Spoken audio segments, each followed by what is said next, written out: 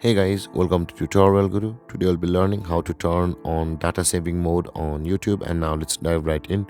Now, to turn on data saving mode on YouTube, first open up your YouTube app on your phone, and after opening your YouTube app guys, on this interface at the bottom right corner of the screen, you can see your profile picture icon. Tap on your profile picture icon at the bottom right corner of the screen, and again on this interface at the top right corner you can see the settings or the gear icon available for us.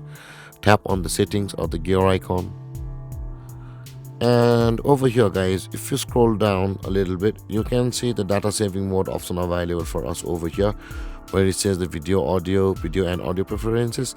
Tap on the data saving option, and the data saving mode is at the top of the screen, where if you tap on the toggle icon at the right side of it, the data saving mode will be turned on your YouTube app. And there guys, this is how to turn on data saving mode on YouTube. And if you have any confusions or questions regarding the topic, feel free to comment in the comment section below, and don't forget to like, subscribe and hit that bell icon for more videos. Thank you for watching guys. Peace.